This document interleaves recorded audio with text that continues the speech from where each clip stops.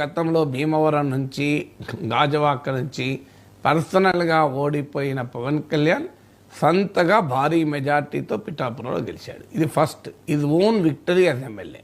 Number 2 is victory as a leader of Janasena. 100% strike రేట్తో 21 సీట్లు గెలుచుకున్న సెకండ్ విజయం. మూడవది is architect of NDA victory. ఆయన మ్యాన్ ఆఫ్ ద మ్యాచ్ అని నేను చాలాసార్లు చెప్తున్నాను.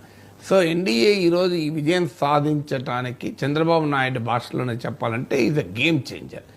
ఏకకాలంలో 3 విజయాలు సాధించాడు పవన్ కళ్యాణ్. ఇది రియాలిటీ కాదా? జగన్మోహన్ రెడ్డి చూసుకుంటే ఐజ్ ఓన్ విక్టరీ, పులివెందుల నుంచి ఎమ్మెల్యేగా గెలిచాడు. కానీ అతి భయంకరమైన ఓటమి కదా, 11 సీట్లకే పరిమితమయ్యాడు. ఇదేమి శాశ్వతమో నేనేమి తీర్మానాలు చేయడం లేదు. ఆయన 40% ఓటింగ్ వచ్చింది నేను కాదనలేను. కానీ రియాలిటీ ఏంది, యాజ్ ఆఫ్ టుడే అసలు జగన్మోహన్ రెడ్డి కూడా ఊహించని, అసలు ఎవరు అంచనా వేయని 11 సీట్లకు పరిమితమయ్యాడు. తన పార్టీ వైఫల్యానికి, తన ప్రభుత్వ పతనానికి జగన్మోహన్ రెడ్డి నాయకత్వం వహించారు.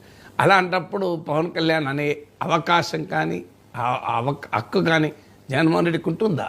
హక్కు రాజకీయ ప్రత్యర్థుల్ని అనే హక్కులు ఎవరికైనా ఉండవచ్చు. కానీ what is moral, ethical and moral standard to question A remarkable victory కదా పవన్ కళ్యాణ్, మామూలు విక్టరీ కాదు.